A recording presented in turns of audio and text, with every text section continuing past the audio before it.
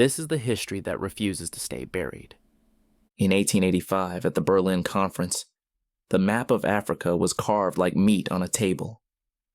European powers drew borders with ink and greed, but one slice was not given to a nation.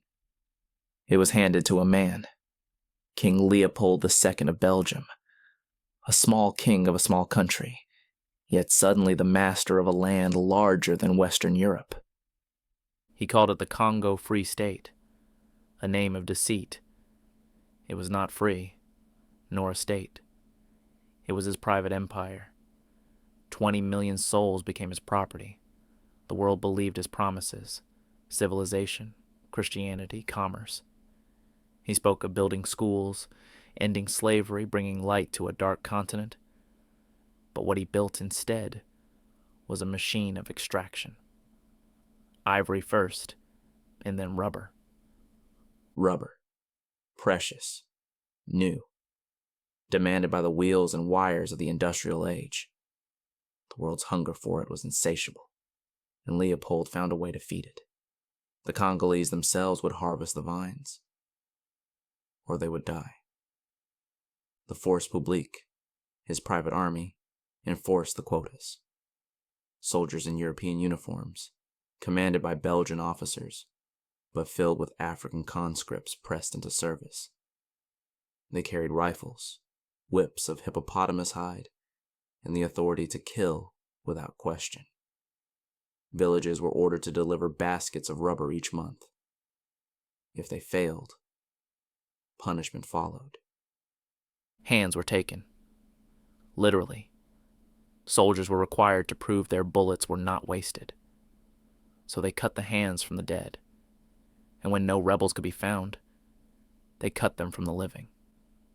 Piles of hands, blackened and rotting in the sun, became the measure of loyalty. Fathers saw their children held hostage until the rubber was delivered. Mothers watched their husbands whipped until their flesh hung in strips. Some families fled into the forests, but hunger and the gun followed them. Europe did not see this. It saw Leopold's propaganda. Photographs of missionaries, reports of progress, articles praising the white king of Africa. But in the villages of the Congo, a different truth was whispered. A truth of chains, hunger, and severed limbs. The Congo Free State had begun its reign of terror, and the world, for now, looked away. The machine of terror ground on. Year after year the quotas rose. Baskets of rubber, carried on bent backs through forest and river, delivered under the lash. The Force Publique marched from village to village, rifles gleaming, whips trailing behind. Those who could not meet their quotas paid in blood. Women were seized as hostages. Children chained in barracks until fathers brought more rubber. Entire villages burned when resistance flickered. The soldiers' orders were simple. Prove your bullet was not wasted. For every cartridge fired, a hand must be delivered. So the hands piled higher. Missionaries began to see. At first they repeated Leopold's lies. Letters home praising progress, photographs staged with clean uniforms and smiling faces. But the jungle whispered another story. A story of hunger so deep that families boiled leaves and roots. A story of men returning from the forest without their hands. The scars of the Shikot whip marked thousands. Each lash cut through flesh, leaving scars like railway tracks across the back. 25 lashes could kill a man. And yet the whips cracked day and night, breaking bodies to wring out rubber. Villagers fled into the forest, forming bands of fugitives. But the jungle itself became a prison. Hunger followed them, and the Force Publique hunted them like animals. In some regions, 9 out of 10 villagers vanished, dead, fled, or enslaved. Reports of the horror leaked out, smuggled by missionaries who could no longer stay silent. Black and white photographs emerged. Children staring at the severed hands of their fathers, families broken and skeletal. The images shocked, but still the world hesitated. Could it be true? Could one king enslave and slaughter millions, while crowned heads and presidents shook his hand? Leopold himself grew rich beyond imagination. Palaces rose in Brussels, monuments carved in his honor. He presented himself as a philanthropist, a civilizer, a modern Caesar. Yet in Congo his name was spoken in fear, in curses whispered at night as fires crackled in abandoned villages. The Congo Free State had become a land of silence. Empty huts, empty fields, paths overgrown where families once walked, whole districts erased, their people vanished into the shadows of the jungle or into the earth itself. But silence cannot last forever. The truth was moving, quietly, across oceans, and soon the world would be forced to look. The truth could not be buried forever. For years, Leopold's empire thrived behind curtains of propaganda. Pamphlets proclaimed the blessings of Christianity. Journals described schools, hospitals, progress. He invited dignitaries to see neat stations, rehearsed parades of native troops, carefully staged photographs. The fiction of civilization was polished like ivory. But shadows leaked through. Missionaries wrote letters that did not match the official reports. Traders whispered of ghost villages, of mutilated men staggering from the forests. And then came the voices who would not be silenced. Edmund Dean Morrell, a shipping clerk in Liverpool, and Roger Casement, a British consul. Morrell noticed something strange. Ships from Congo arrived heavy with rubber and ivory, but returned with rifles, chains, and gunpowder. He realized the truth. This was not trade.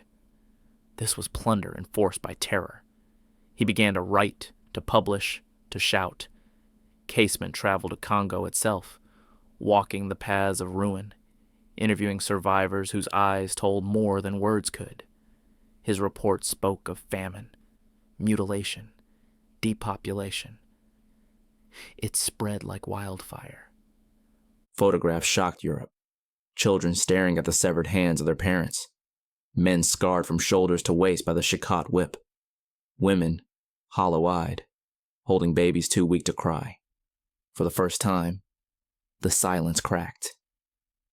Newspapers printed the horrors. Pamphlets carried them into parlors and cafes.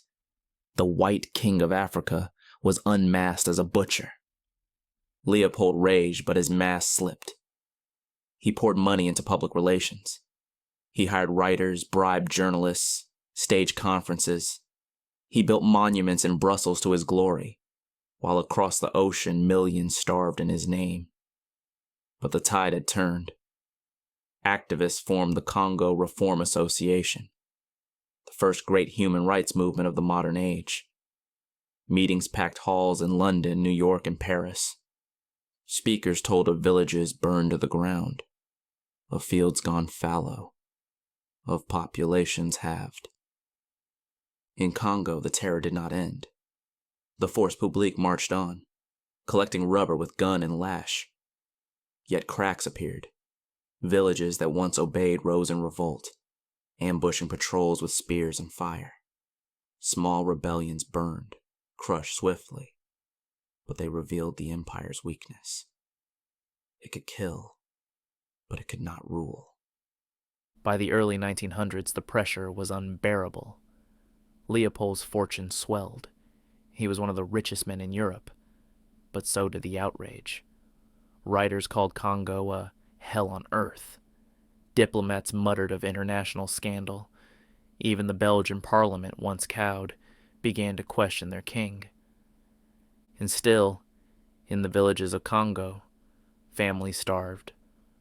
Survivors spoke of whole clans vanishing, of towns erased from maps. Fields turned to forests as populations melted away. Estimates whispered of 10 million dead, half the land's people gone. Some said more, but numbers cannot capture silence. Silence in huts without voices. Silence where drums no longer beat. Silence where laughter had died. The Congo Free State was collapsing under the weight of its own horror. And the world, finally, was listening. By the dawn of the 20th century, the mask was shattered. Leopold, once praised as a visionary monarch, now stood accused of running the bloodiest slave camp on earth. His name, whispered in Congo with dread, echoed in Europe with shame. Yet still, he clung to his empire, squeezing the land for every drop of rubber, every ounce of ivory. In Brussels, the king fought not with bullets, but with words. He funded charities that existed only on paper. He built grand monuments and parks, claiming they were gifts paid for by his African philanthropy. He bought silence with gold, but the world had begun to see through him. The Congo Reform Association hammered at his reputation. Newspapers printed the photographs, and voices from pulpits to parliaments condemned his reign. In Congo itself, suffering deepened. The forest publique grew harsher as quotas fell.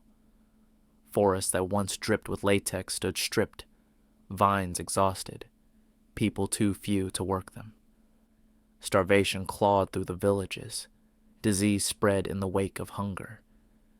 Entire regions became empty maps, marked only with ash and memory.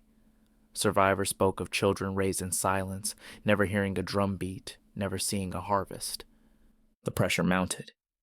Diplomats demanded answers. American and British commissions called for reform. Belgian politicians, long cowed by their king, finally began to act. In 1908, after relentless scandal, the Belgian parliament forced Leopold to surrender his personal colony. The Congo Free State became the Belgian Congo, a crown colony, no longer the king's private estate. But for millions, it was too late. By then, an estimated 10 million had died. Some say more. Half the population of a vast land erased in barely 2 decades. No war, no famine, no plague in modern memory had killed so many in so short a time. Villages that once rang with voices were reduced to whispers of ghosts. Leopold died the following year. As his funeral procession passed through Brussels, crowds jeered. Women turned their backs. Bells tolled not for glory, but for infamy. His monument still stood. His palaces still glittered. But his name was stained forever. And yet, even as the Belgian state assumed control, the wounds did not close. Exploitation continued, though less openly savage. The forests remembered. The rivers remembered. The silence of vanished millions remembered. Today, the scars of the Congo Free State still cut deep. Families tell stories of ancestors taken, hands lost, lives erased. In Belgium, statues of Leopold stand contested, reminders of the crimes hidden behind marble and stone. The Congo Free State was not a state. It was not free. It was a wound carved into Africa by greed, cruelty, and indifference. 10 million dead. Villages erased. Generations scarred. This was not progress. This was not civilization. This was one man's empire of blood. This was the Congo Free State.